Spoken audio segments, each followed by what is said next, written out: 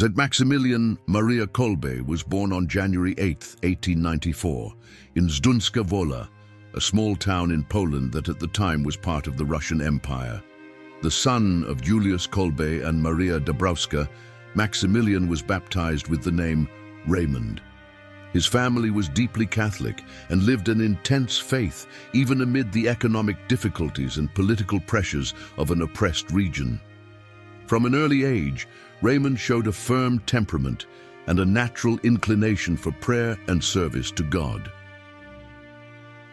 His mother, perceiving his pious spirit, encouraged him always to seek the divine will, while his father, a Polish patriot, instilled in him the values of courage and love for the homeland.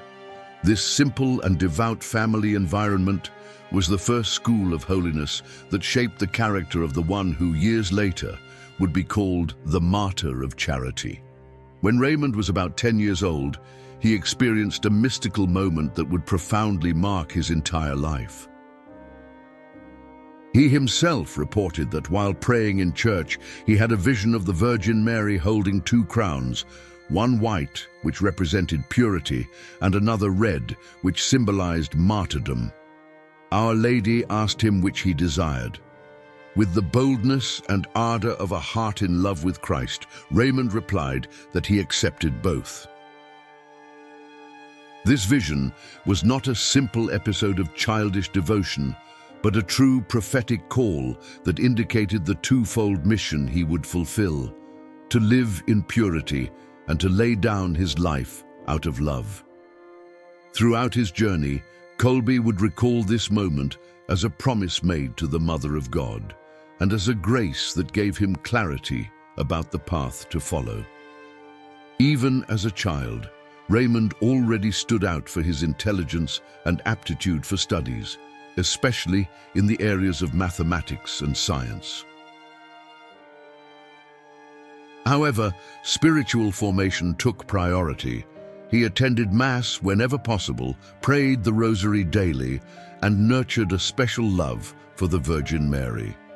Poland in his time suffered from the cultural and religious repression imposed by the occupiers, but popular faith remained alive, and Marian devotions were a pillar of spiritual resistance. Raymond grew up in this environment of struggle and perseverance, learning that authentic faith requires sacrifice and constancy. His mother, who would later become a religious sister, helped him discern that perhaps God was calling him to consecrate himself entirely to him. In 1907, at the age of 13, Raymond entered the minor seminary of the conventual Franciscans in Lwów, together with his brother Francis. It was at this moment that he began to be molded according to the Franciscan charism, inspired by the example of St. Francis of Assisi and by deep dedication to the Virgin Mary.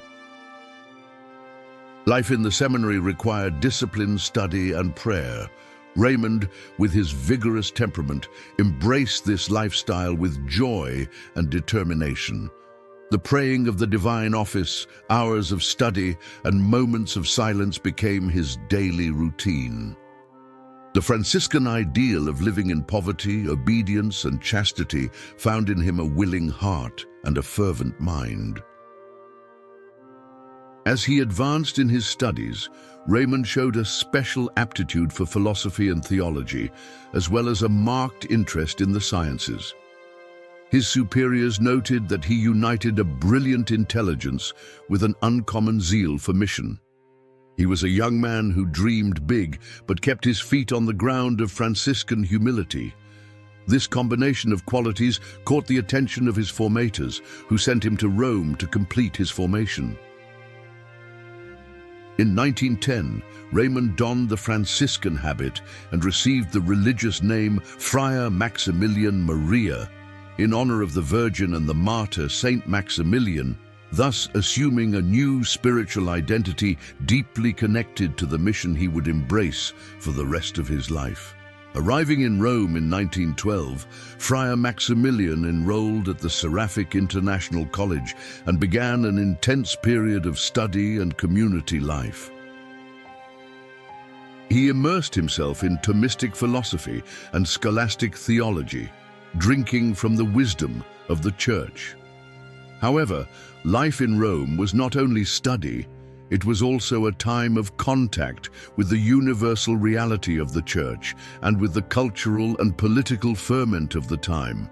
Maximilian saw the growing hostility against the Catholic faith and the advances of anti-clerical groups. This reality awakened in him the desire to fight, not with human weapons, but with the spiritual weapons of the Gospel and Marian devotion. It was in Rome that Friar Maximilian founded the Militia of the Immaculate on October 16, 1917, a few days after the last apparition of Our Lady at Fatima. Inspired by Mary and by the mission of evangelization, he gathered 6 confreres and, together, they made an act of total consecration to the Immaculate. The objective was simple and at the same time grand: to win the entire world for Christ through the mediation of the Virgin Mary, using all morally licit means, especially the press and communications. This moment was a decisive milestone, for the Militia of the Immaculate would become a work that would touch thousands of lives, strengthening the faith and combating the errors of the time. During his stay in Rome, Friar Maximilian also witnessed public demonstrations of hatred toward the Church. In 1917, Masonic groups held hostile protests in the city's streets, carrying banners that insulted the Catholic faith and proclaimed ideals contrary to the Gospel. Far from being intimidated, Maximilian felt called to respond with greater fervor. He understood that evangelization needed to be bold, that it was necessary to occupy spaces and influence society with the light of faith. This conviction would shape all his future apostolate, which would combine deep spirituality, missionary discipline, and creative use of the means of communication. In 1918, Friar Maximilian was ordained a priest. The moment was lived with intense devotion and an awareness of the greatness of the priesthood. When celebrating his first Mass, he gave himself entirely to Jesus through the hands of Mary, renewing the promise made as a child before the 2 crowns. Now, as a priest, he had an even greater ardor to serve the Church and the salvation of souls. Rome had given him not only intellectual and theological formation, but also a broad missionary vision and a heart inflamed with love for Christ and for his most holy mother. Shortly after his ordination, Maximilian returned to Poland, bringing with him the flame of the Militia of the Immaculate and the desire to evangelize with every resource possible. The Polish nation was living a period of reconstruction, as it had just regained its independence after more than a century of partition among foreign powers. It was a time of hope, but also of challenges. The Catholic faith, deeply rooted in Polish culture, needed to be strengthened to withstand the winds of ideologies contrary to the Gospel. Maximilian was ready for this spiritual battle. Upon arrival, he settled in the Krakow Friary, where he immediately began spreading the Militia of the Immaculate. He started publishing the magazine The Knight of the Immaculate, which quickly gained popularity for its accessible language, content rich in doctrine, and courageous defense of the Catholic faith. The magazine became a powerful instrument of evangelization, reaching families, young people, and even those who were far from the Church. Maximilian's direct and passionate style captivated readers and awakened in them the desire to know God more and to consecrate themselves to Mary. Little by little, Maximilian's work gained collaborators and supporters. Young Franciscans joined the mission, inspired by the example of the founder. The Militia of the Immaculate grew not only as a spiritual movement, but also as a true missionary network capable of reaching different cities and communities. Maximilian believed that holiness was accessible to all and that Mary was the quickest and safest way to reach Jesus. This teaching, transmitted in his preaching and writings, touched hearts deeply. Maximilian's missionary enthusiasm led him to think on a large scale. He dreamed of centers of evangelization that would unite a life of prayer, editorial production, and missionary formation. His vision was clear: to use every licit means to spread the message of Christ and the Immaculate without limiting himself to geographic borders or cultural barriers. This bold spirit would be the impulse to found, a few years later, one of the greatest Franciscan works of evangelization of the 20th century, the City of the Immaculate. Upon returning to Poland, the apostolic work of Friar Maximilian Maria Kolbe quickly gained strength. The success of the Night of the Immaculate caused the number of subscribers to increase in a surprising way, and soon the available facilities were too small to meet the demand. It was then that the idea arose of creating a missionary center entirely dedicated to evangelization through the press, religious formation, and Franciscan community life. The project, bold for its time, seemed impossible to accomplish due to a lack of resources, but Maximilian trusted fully in God's providence and the intercession of the Immaculate. Thus was born the dream of Niepokalanów, the City of the Immaculate. Niepokalanów began to be built in 1927 on land donated by Prince Jan II Lubecki, about 40 kilometers from Warsaw. The place, initially just a simple rural space, was transformed in a few years into the largest monastery in the world, bringing together hundreds of friars. The routine there was marked by prayer, work, and exemplary discipline. There were printing presses, workshops, dormitories, chapels, and spaces for the formation of young religious. Everything was organized so as to place Mary at the center as the great inspirer of the mission.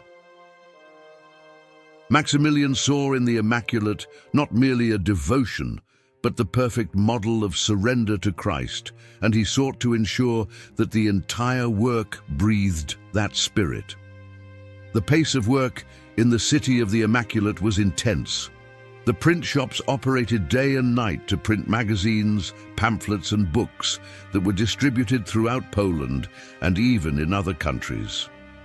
The Night of the Immaculate reached impressive print runs, surpassing 1 million copies per month in a few years. In addition, the friars prepared catechetical materials, Marian meditations, and publications aimed at defending the faith against anti-Christian ideologies. All this effort was driven by a certainty: evangelizing quickly and widely was urgent, for the world needed to know the truth of the gospel. Niepokalanów also became a place of vocational welcome. Young men from different regions of Poland sought out the friary to consecrate their lives to God, inspired by Maximilian's example. The founder received each one with simplicity, but also with high expectations.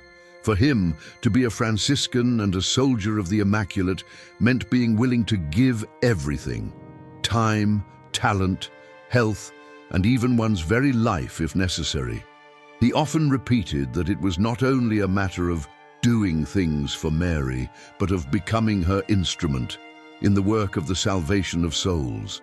Even with all the work in Poland, Maximilian had a missionary vision without borders. He desired to take the militia of the Immaculate to other continents, convinced that Mary's message needed to reach all peoples. In 1930, he received permission from his superiors to undertake a mission in Japan. It was a risky initiative, since the country was culturally and religiously distant from the European Christian tradition, and the linguistic and financial difficulties were enormous.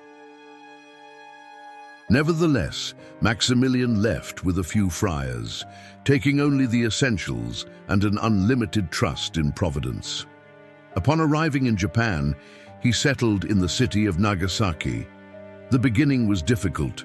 The language was an obstacle, the climate was different, and resources were minimal. But faithful to his method, Maximilian immediately began to print and distribute a local version of the magazine, The Night of the Immaculate, adapting its content to Japanese culture. To do this, he studied the language, listened to local inhabitants, and sought to understand the mentality of the people, respecting their traditions while presenting the Catholic faith with clarity and charity. The choice of Nagasaki for the mission was not by chance. Maximilian perceived that the city had a strong Catholic presence due to the evangelization begun by Saint Francis Xavier and continued by missionaries over the centuries. However, Japanese Christians had suffered violent persecutions in the past and were still a minority. Kolbe's work sought to strengthen this community and at the same time open new doors for evangelization. He also built a small friary on land away from the center in a location that, years later during the Second World War, would be protected from the explosion of the atomic bomb. The mission in Japan was not limited to the press. Maximilian took every opportunity to dialogue with people, visit families, speak about the faith, and witness to the joy of serving Christ. His style was captivating because it united doctrinal firmness with respect for the local culture. He did not impose the faith aggressively. Rather, he presented it as a treasure that could enrich everyone's life. His dedication and simplicity opened doors, even in environments initially hostile to a Christian presence. Despite the initial success in Japan, Maximilian's health began to deteriorate. Since youth, he had suffered from tuberculosis, and the climatic conditions and intense pace of work worsened the disease. Even so, he refused any comfort and continued to work diligently. In letters to the confrères in Poland, he wrote about the importance of maintaining missionary ardor even in the face of difficulties. For him, mission was an act of love, and true love knows no limits. After a few years in Japan, Maximilian was called back to Poland to once again assume the leadership of Niepokalanów. The work in the City of the Immaculate had grown even more, and the political situation in Europe was beginning to deteriorate with the advance of Nazism and the tensions that would lead to the Second World War. Back in his country, he energetically resumed editorial production and the expansion of the Militia of the Immaculate, aware that dark times were approaching and that the people's faith needed to be strengthened. During this period, Niepokalanów came to house more than 700 friars, becoming one of the largest religious centers in the world. The place functioned as a true city. It had a train station, post office, workshops, and everything revolved around the evangelizing mission. Maximilian maintained an intense routine, dividing his time among preaching, spiritual direction, editorial supervision, and missionary planning. His presence was serene and firm, and his confidence in the Immaculate was the foundation for facing any challenge. With the beginning of the Second World War, Poland was invaded by Nazi Germany in September 1939. Niepokalanów was occupied and initially used as a refuge center for thousands of people, including Jews and wounded soldiers. Maximilian opened the doors without distinction, welcoming all who needed shelter, food, and care. For him, charity could not be limited by barriers of race, religion, or nationality. This gesture of mercy drew the occupiers' attention, who began to see in him an influential and potentially dangerous figure. In February 1941, Maximilian was arrested by the Gestapo and taken to Pawiak prison in Warsaw. Even incarcerated, he did not lose serenity or faith. He took every opportunity to pray, console his cellmates, and offer his situation as a sacrifice to God. Shortly thereafter, he would be transferred to one of the most terrible places in history, the Auschwitz concentration camp. There, the call to the Red Crown he had received in childhood was about to be fulfilled in a heroic manner. In early 1941, the situation in Poland under Nazi occupation became increasingly brutal. The regime imposed systematic persecution against religious leaders, intellectuals, and anyone who could inspire resistance. Friar Maximilian Maria Kolbe, with his great influence, missionary works, and firm stance in defense of the faith, became an inevitable target. On February 17th of that year, the Gestapo invaded Niepokalanów and arrested Maximilian together with other confreres. He was taken to Pawiak prison in Warsaw, a place known for violence and inhuman conditions.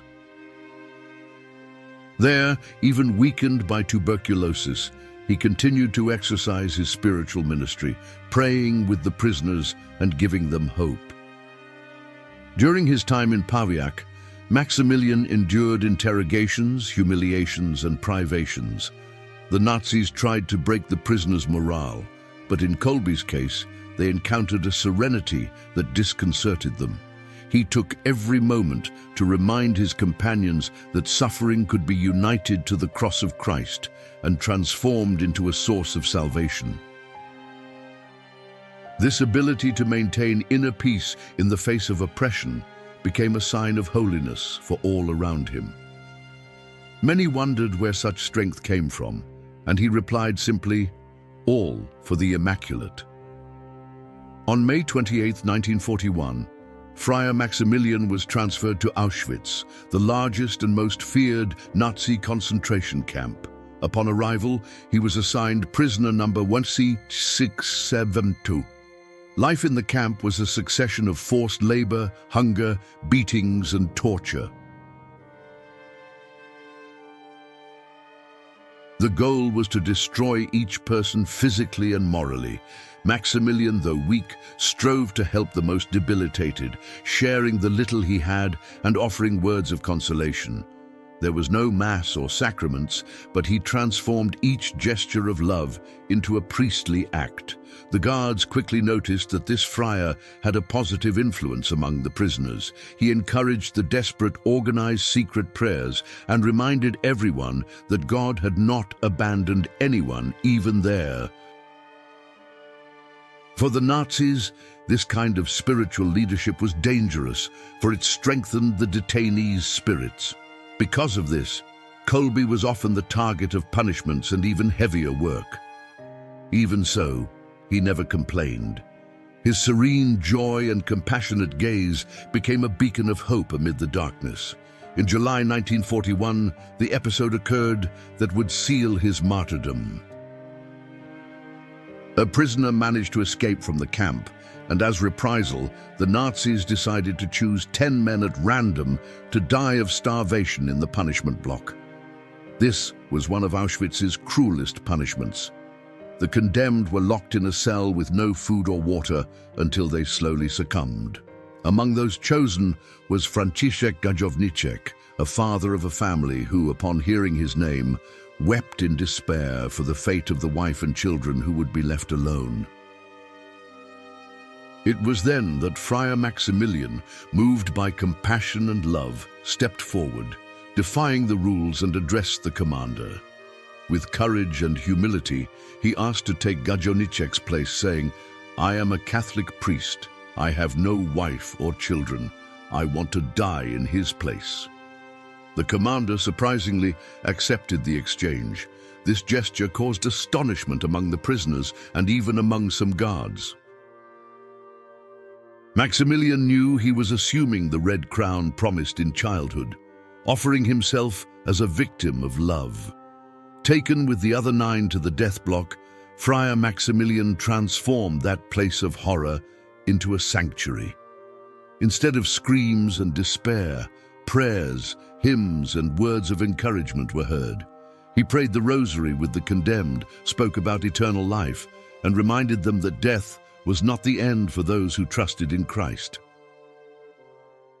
This unusual environment disturbed the guards, who expected to see the prisoners in complete agony and degradation. Instead, they found serenity and peace. The days passed, and one by one, the prisoners died. Maximilian held out, even extremely weakened. He did not eat, he did not drink, and he spent his time in prayer. The starvation block, which normally echoed with groans and insults, had become a place of sacred silence. Even the soldiers who brought orders to check the site felt something different as they approached. It was as if the presence of God were palpable in that cell. After about 2 weeks, Maximilian was still alive, the last survivor. Since they needed to free the cell, the guards decided to end his life by means of a lethal injection of carbolic acid on August 14, 1941, the eve of the solemnity of the Assumption of Our Lady. Witnesses affirm that at the moment of death he lifted his gaze to heaven and remained calm, surrendering himself totally to the Immaculate. He died without resistance, like one who was finally completing the race and receiving the promised crown. Friar Maximilian's body was cremated and his ashes scattered, as was customary in Auschwitz. There was no grave, but the place where he died became sacred in the memory of those who survived. Franciszek Gajowniczek, the man saved by his offering, survived the war and spent the rest of his life testifying to the heroic gesture that had given him life. He was present at Kolbe's canonization and publicly declared, "Saint Maximilian Maria Kolbe did not die that day. He gave me life." News of Kolbe's sacrifice spread quickly, and his example began to inspire Christians throughout the world. He not only preached love, he lived it to the very end, demonstrating that charity is stronger than death. In times of war and hatred, his life proved that the light of the gospel cannot be extinguished, even in the darkest places. His martyrdom became a symbol of hope and courage. In the post-war period, former prisoners of Auschwitz kept alive the memory of that frail priest of fragile health but indomitable spirit.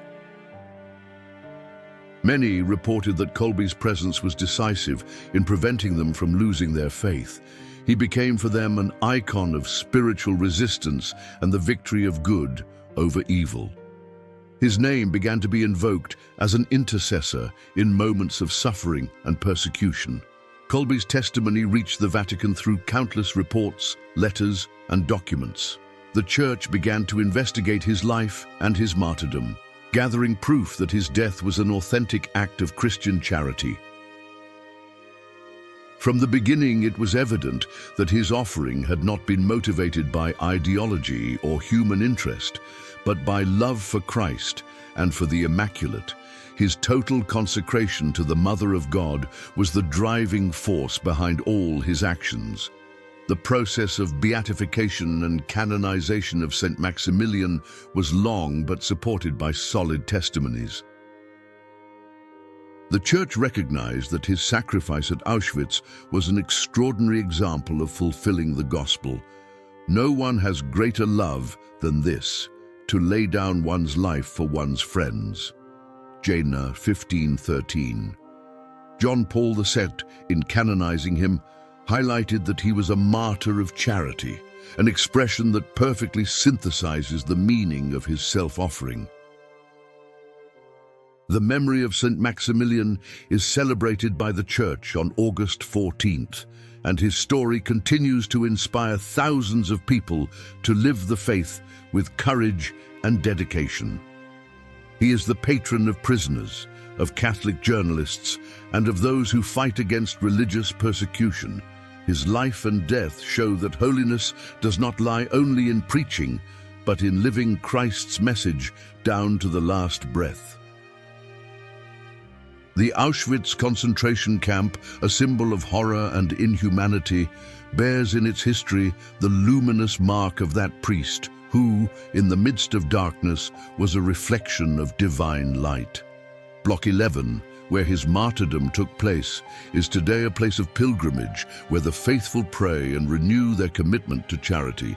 There, many find the strength to face their own sufferings. Over the years, various churches, schools, and institutions have received the name of Saint Maximilian Maria Kolbe, perpetuating his memory and spreading his message of love and trust in the Immaculate. His life is remembered not only as a chapter in the history of the Second World War, but as an eternal page in the history of Christian holiness. The example of Saint Maximilian challenges Christians of every age to reflect on their own commitment to the gospel. His gesture reminds us that true faith is not limited to words or rites, but is expressed in concrete actions, often requiring sacrifices. He did not choose the easiest path, but the one that most resembled Christ's, to lay down one's life out of love.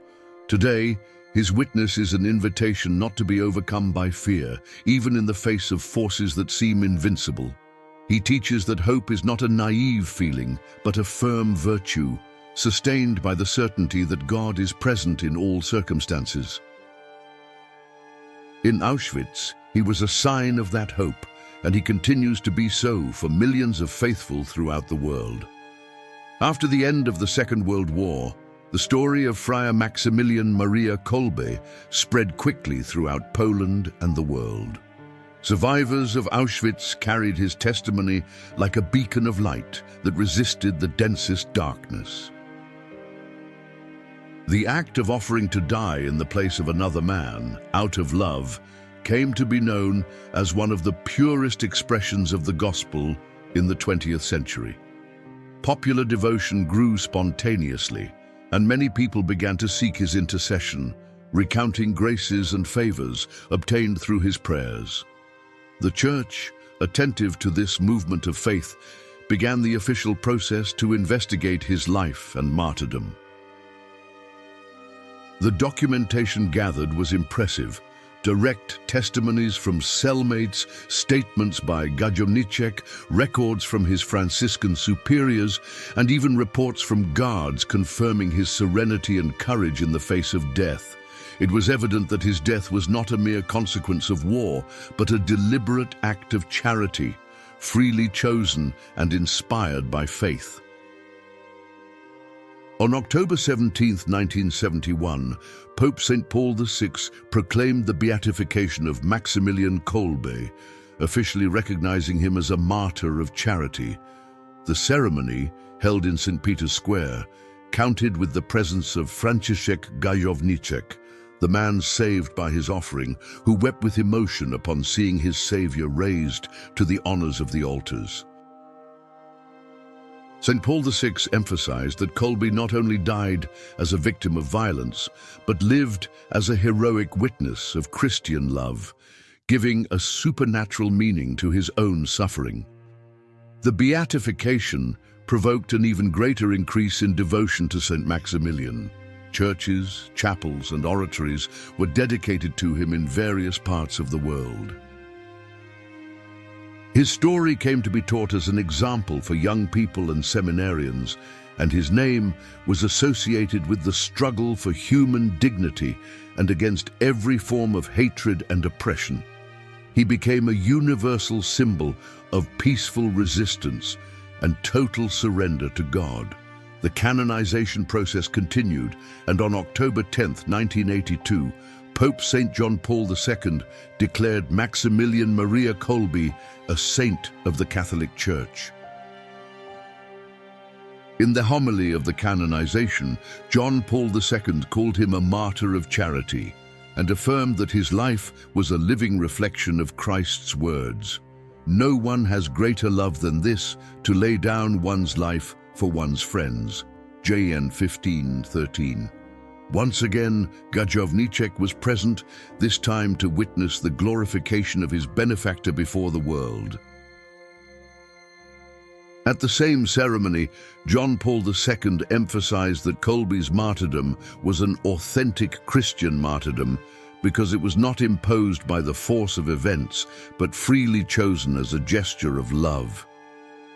This distinction is fundamental to understanding His Holiness. He did not merely endure death, He embraced it consciously to save another. It was the full realization of the consecration He had made to the Immaculate in His youth. The legacy of Saint Maximilian goes beyond the borders of Poland and of the Catholic Church itself. His life also inspires people of other religions, and even those without faith, who recognize in him an example of radical altruism. Humanitarian organizations and peace movements frequently cite his name as a symbol that human dignity and love of neighbor are stronger than any ideology or oppressive system. Within the Church, Saint Maximilian is remembered not only for his martyrdom, but also for his missionary creativity. He was a pioneer in the use of the media to evangelize, understanding long before many others that the press, radio, and other resources could be powerful instruments for spreading the gospel. The City of the Immaculate and the missions in Japan show his enterprising spirit and prophetic vision. His teaching on total consecration to Mary remains one of the central points of his spirituality. He believed that surrendering oneself to the Immaculate was the safest and shortest path to reach Christ. This devotion, lived intensely, shaped all his decisions and was the strength that sustained him to the last instant. Today, millions of faithful around the world renew their consecration, inspired by his example. Saint Maximilian is also the patron of prisoners, of Catholic journalists, and of all those who struggle against oppression. His intercession is invoked by missionaries who face persecution and by lay people who seek courage to witness to the faith in hostile environments. He reminds us that holiness does not depend on external circumstances, but on the inner disposition to love without limits. In Poland, his sanctuary in Niepokalanów receives thousands of pilgrims every year. There, besides venerating his relics, the faithful encounter the living testimony of his missionary work and learn about his life, his publications, and his Marian devotion. The place continues to be a center of evangelization, keeping alive the flame that he kindled. Kolbe's story is often told in schools and catechesis as an example of faith lived in daily life and in adversity. Children and young people learn that heroism is not reserved for armed warriors, but for anyone willing to place the good of others above their own interest. In Kolbe's case, this heroism was raised to its most radical form, to give one's very life.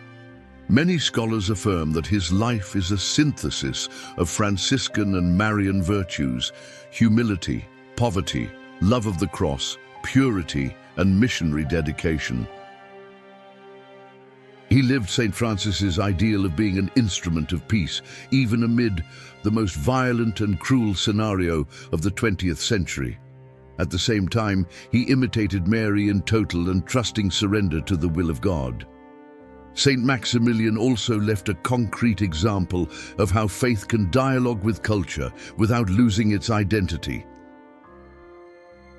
In Japan, he knew how to adapt the language and the method of evangelization to the local context, respecting traditions and opening doors with patience and charity.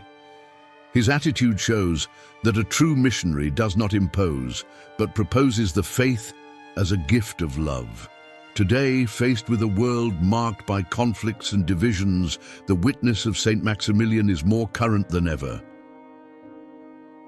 He reminds us that love is stronger than hatred, that light is more powerful than darkness, and that sincere surrender to God can transform even the darkest places into sources of hope.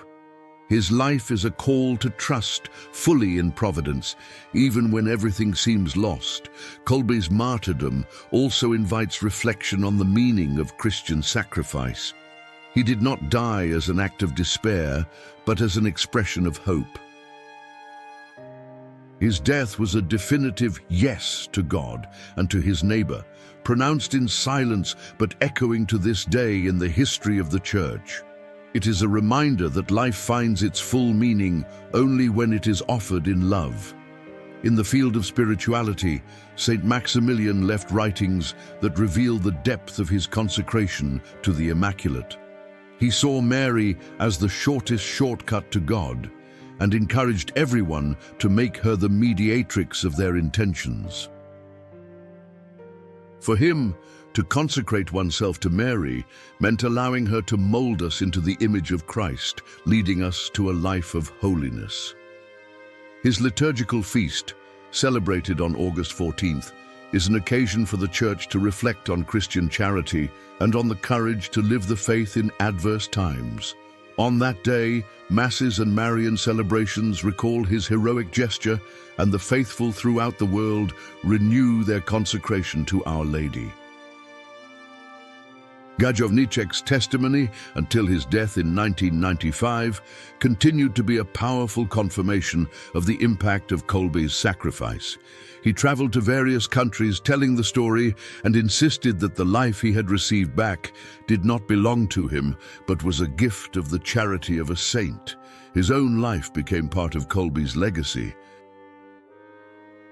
In 1982, the same year as his canonization, Saint Maximilian was declared the patron of political prisoners and of those who suffer persecution because of their faith. This choice was not merely symbolic. It recognizes that his story continues to offer consolation and inspiration to those who face injustices and violence throughout the world.